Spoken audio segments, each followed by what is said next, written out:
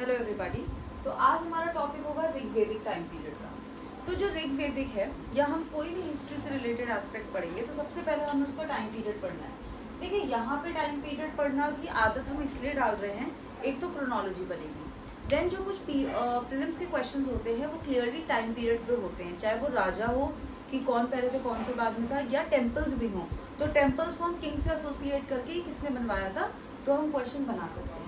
तो जो इसका टाइम पीरियड है तो वो टाइम पीरियड आपका होता है 1500 से 600 BC तक, और इसको हम दो उसमें बांटेंगे। एक होगा 1500 से 1000 BC और एक होगा 1000 BC से 600 BC। तो दो एज बन गई, ऋग्वेदिक काल और लेटर ऋग्वेदिक काल। तुम्हारा पहला एस्पेक्ट कवर हो गया है। नेक्स्ट एस्पेक्ट, जब भी हम कोई सिविलाइजेशन पढ़ेंगे तो हमें कवर करना है रीजन। तो यहाँ का जो रीजन था वहाँ पे क्लियर वर्ड यूज हुआ है सप्त सिंधु प्रदेश, ठीक है। और अगर हम आज के टाइम पे पूछे तो यूपी कवर हो चुका था। देखिए हड़प्पा में हम वेस्टर्न यूपी तक थे और अब हम यूपी को कवर करके बिहार के नदन घाट तक पहुंच चुके थे।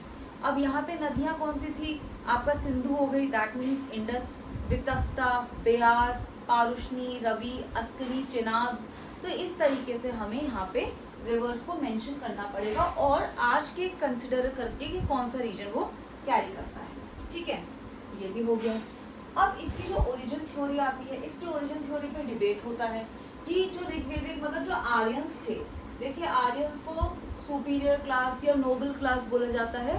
तो जो ओरिजिन था कि एक कैटेगरी ये कहती है कि जो आर्यंस थे वो इंडिजिनस यहीं के लोग थे, लेकिन एक अगर हम एक सेक्शन देखें तो वो ये बोलते हैं that they belong to the steppes. Steppes क्या होते हैं ज्योग्राफी में हमारे, they are actually temperate grasslands जो यूरोप में पाए जाते हैं।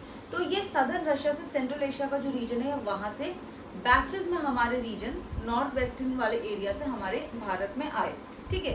तो जब ये वहाँ पे आए तो ये जो कम्युनिटी थी ये इंडो यूरोपियन कम्युनिटी थी।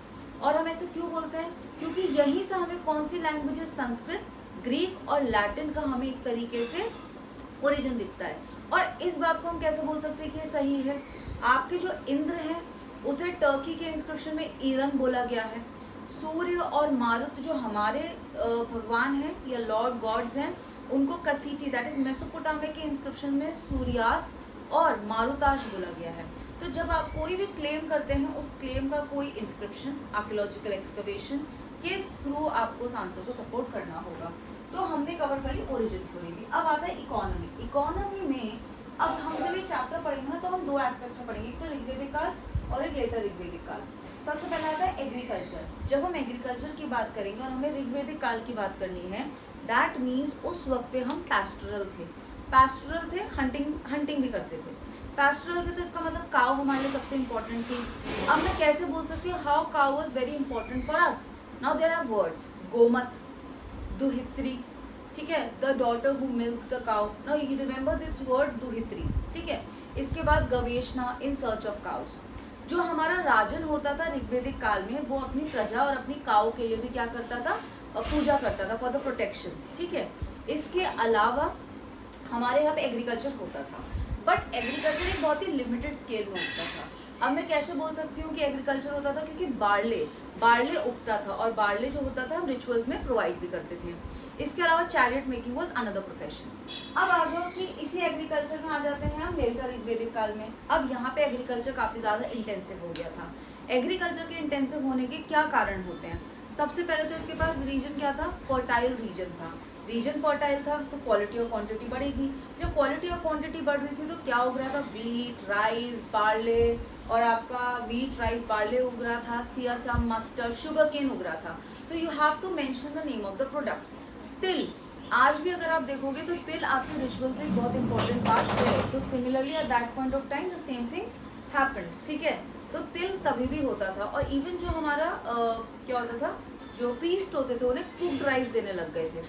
तो यहाँ से हमारा agriculture and how agriculture was in later Rigvedic काल, ये एस्पेक्ट हमारा कवर होता है। इसके अलावा हमारे पास रीजन बढ़ चुका था, मैंने बोला ना नदन बिहार तक पहुँच गए थे।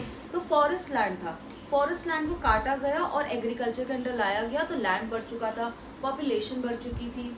अब एक और चीज़ अगर हमसे बोले, टूल, आयरन की डिस्कवरी हो चुकी थी अराउंड 1000 BC। जब 1000 BC में आयरन ग्रो हो चुका था, तो आयरन से फायदा क्या हुआ, हमारे टूल्स बनने लग गए थे। टूल्स बनने के साथ साथ अब आपका जो एग्रीकल्चर हो रहा था, इम्प्लीमेंट्स बन रहे थे, तो वो एक बहुत बड़ा, इसे श्यामा करके टर्म डिनोट हुआ है, ठीक है, कृष्णायास करके, so you have to mention that term as well. इसके अलावा हम ये भी बोल सकते हैं at this particular point later Rigvedic काल के जो लोग थे उन्हें मेन्योर्स और सीजन्स, जैसे होता है ना हम सीजन समझते हैं, उन्हें उसकी साइकिल के बारे में ज़्यादा अच्छी नॉलेज थी। तो ये हमारा एस्पेक्ट हो गया। और एक और चीज़ मैं बोल रही हूँ, इतनी सारी बातें मैंने बोल दी, अब इतनी सारी बातों को मैं कैसे बोल सकती हूँ that it was true, because हमारे पास there were flow of yokes of 6 to 8 oxen, ये एक बहुत बड़ा सबूत था। देन एक और चीज़, अब हमें क्या करना होता है, कंपेयर करना होता है ना। अब इसे यही चीज़ आपको ये बोल सकते हैं, there are questions related to it कि ऋग्वेदिक काल का और लेटर और उसको कंपेयर करो, तो आपको हर एस्पेक्ट कंपेयर करना है। तो वहाँ पे काउ वाज आल्सो इम्पोर्टेंट, यहाँ पे बफेलो को डोमेस्टिकेट करना शुरू कर दिया गया था। अब एग्रीकल्चर कवर हो चुका है, हमने chariot making was a noble profession here, ठीक है, रथ करना एंड कारपेंट्री को ताशकन करके बोलते थे। अब हम आ जाते हैं हमारी पॉलिटी पे। पॉलिटी पे बहुत अच्छा, पॉलिटी से पहले सोसाइटी समझते हैं, तब पॉलिटी का कम। सोसाइटी क्या होती है, मतलब जहाँ हम रह रहे हैं। तो शुरुआत किससे करेंगे, हम शुरुआत करते हैं फैमिली से। फैमिली से ऊपर हम कहाँ गए, विस क्लैन, और उससे ऊपर हम कहाँ गए, जना, दैट मीन्स ट्राइब। यही स्ट्रक्चर है, ठीक है। यहाँ पे जो जना था, हर एक चीज का we have to give an example. तो भारता जना की जब मैं बात करती हूँ, so it was based on what, blood relations. It never denoted tribe. It never denoted the region. अब ये शब्द को हम कैसे कंपैरेटिव एनालिसिस में यूज करेंगे, we'll see it later on, ठीक है। तो ये फैमिली का स्ट्रक्चर हो गया, और सबसे ऊपर कौन सी थी हमारी, जना। अब अगर लेटर ऋग्वेदिक काल में आ जाए, तो फैमिली में कौन सा कॉन्सेप्ट आ चुका था, जॉइंट फैमिली का कॉन्सेप्ट आ चुका था। जना से ऊपर भी क्या आ चुका था, जनपदा। और इसी से हमारी जो नेक्स्ट चैप्टर हम जब पढ़ेंगे, इट विल बी महाजनपदास की जो एज थी ना। जनपदा जो हमारे पास आ चुका था, वो टेरिटोरियल जुरिस्डिक्शन को क्लियरली डिमार्केट कर रहे थे, ठीक है। तो फैमिली का यहाँ पे हमारा एक हो चुका है। विमेन की क्या पोजीशन थी, विमेन की पोजीशन ऋग्वेदिक काल में अच्छी थी, उस सती प्रथा नहीं होती थी, ठीक है। विमेन अपना हस्बैंड चूज करती थी, सभा समिति का भी वो पार्ट होती थी, अपने हस्बैंड के साथ अटेंड करती थी। And remember the term duhitri, the one who milks the cow. Cow एक बहुत ही प्रेस्टिजियस टर्म था, कहाँ पे था, ऋग्वेदिक काल में। वो एक वेल्थ मानी जाती थी। इवन जब प्रीस्ट को भी हम रिचेस पूजा के बाद जो हम देते थे, तो उसमें काउ भी दी जाती थी, ठीक है। और एक इंसान की वेल्थ मानी जाती थी काउ। अब नेक्स्ट अगर हम ऋग्वेदिक काल में आ जाएं, तो गोत्र का कॉन्सेप्ट हो चुका था। गोत्र का concept, we still work on the concept of gotra. तो गोत्र का कॉन्सेप्ट आ गया, तो जॉइंट फैमिली का कॉन्सेप्ट आ गया। विमेन की पोजीशन यहाँ पे अच्छी नहीं थी। विमेन को दुहित्री से क्या बोल दिया गया था, that she was the source of all the sorrows. कहाँ हमें बोला जा रहा है, that we are the one who milks the cow, और हम ही सारे सौरों का दुख हो गए हैं, ठीक है। ऊपर से तो एक पॉइंट तो ये हो गया, ना हम सभा समिति किसी का भी हिस्सा हम नहीं होते थे, ठीक है। तो ये भी हो गया। अब इधर आ जाओ, पुराने वाले अपना ऋग्वेदिक काल में क्या हमारे यहाँ पे एक होगा ना, कोई डिमार्केशन होगा सोसाइटी में, तो it was based on racial complexion, Dasa varna और आर्य वर्णा।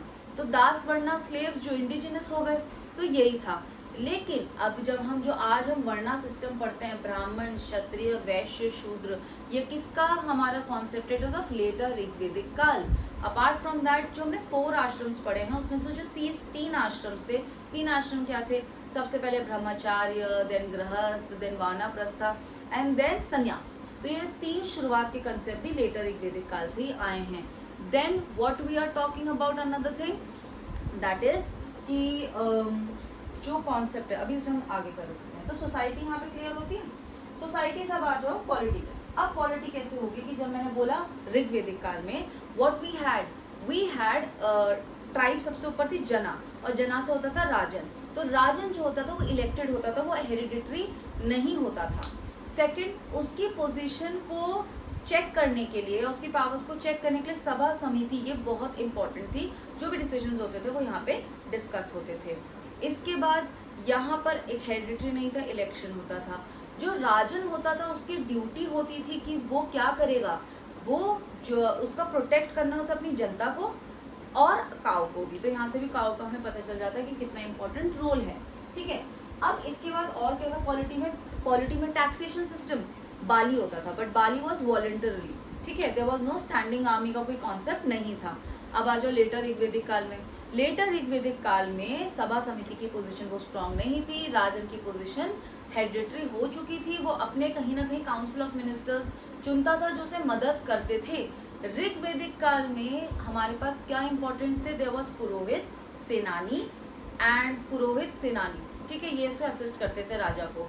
यहाँ पर क्या हो गया था, यस क्षत्रिय जो थे वो कौन सी पोजीशन होल्ड करते थे, that they were the ruling class. Then Brahmans होते थे हमारे पास। इसके अलावा when we had the taxation system, तो बाली, भागः, शुल्कः, ये टैक्सेशन सिस्टम हमारे पास आ चुके थे।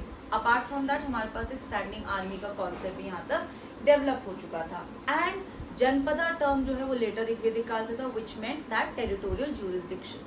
तो हमारे पास यहाँ पे पॉलिटी भी कवर हो चुकी है।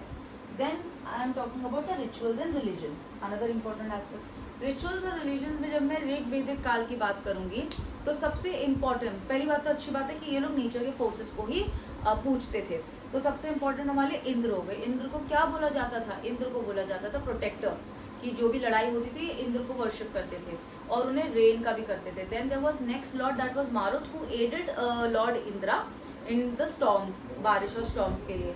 देन नेक्स्ट हमारे पास जो हुए वो हुए अग्नि। अग्नि was a means of communication, क्योंकि हम रिचुअल्स कर रहे हैं, जब हम रिचुअल कर रहे हैं तो अग्नि के साथ हम गॉड के साथ जो है कम्युनिकेट कर रहे हैं, ठीक है। इसके बाद हमारे पास थे Soma, it was the drink of intoxicant, ठीक है, विमेन को भी वर्शिप करा जाता था, दैट इट वॉज उषा, और उषा था and then another was like, ठीक है, वो भी हमारा था, विमेन फीमेल गॉडेसेस को भी हम वर्शिप करते थे। लेटर ऋग्वेदिक काल तक जब हम आएंगे तो विष्णु और रुद्र, इन दो जो लॉर्ड्स थे, इनकी पोजीशन काफ़ी ज़्यादा स्ट्रॉन्ग हो चुकी थी। और एक और चीज़ हम बोलेंगे कि जो वर्णा सिस्टम था उसके जो शुरू के जो 2 वर्णा थे, इनकी पोजीशन काफ़ी ज़्यादा स्ट्रॉन्ग हो चुकी थी। किस तरीके से स्ट्रॉन्ग हो चुकी थी, क्योंकि अब जो रिचुअल्स होते थे वो रिचुअल्स में अश्वमेधा, राजसूय और वाजपेय होने लग गए थे, ठीक है, उससे। और यहाँ पे दान दक्षिणा का कंसेप्ट भी शुरू हो चुका था। तो प्रीस्ट क्लास की और वॉरियर क्लास की काफ़ी ज़्यादा इंपॉर्टेंस, यहाँ हम बोलेंगे प्रभुत्व बढ़ गया था। तो यहाँ से हमारा रिलीजन और रिचुअल्स कवर होता है। अब ये पूरा जितना भी है इसी को क्वेश्चन बना दिया गया है इन टर्म्स ऑफ कंपैरिजन, या डायरेक्टली आप हमें कल्चर के बारे में बताइए, ये बताइए क्वेश्चंस। अपार्ट फ्रॉम दैट मैंने ये इतना सब कुछ बोला तो इसका कोई सोर्स भी तो होगा, ठीक है। इसका सोर्स क्या था, जब मैं ऋग्वेदिक काल में बात करती हूँ तो we'll talk about Veda. Veda का मतलब क्या होता है, to know. So the text which held the sacred knowledge और which hold the sacred knowledge are known as Vedas. Vedas में कौन से हुए, ऋग्वेद, आपका Samaveda, Atharvaveda and we have Yajurveda. तो ऋग्वेद में 1028 hymns for the gods, Yajurveda black and white Yajurveda and it explain the rituals. Then we have Atharvaveda, Atharvaveda में there were spells for evil spirits और medicine. Samaveda was related to music, ठीक है। इसके बाद Brahmanas were actually the explanation of these Veda. तो ब्राह्मणास और आपका वेद को साथ में बोला जाता था Shruti, orally. Then you have Aranyakas, Aranyakas are forest treaties. Then we have Upanishads, Upanishads की जब हम बात करेंगे so it dealt with the transmigration of soul, it dealt with moksha, it dealt with karma. So these two were related to the spiritual and the philosophical part, ठीक है। तो ये करके हमारा आंसर राइटिंग कवर हो जाएगा। Thank you so much.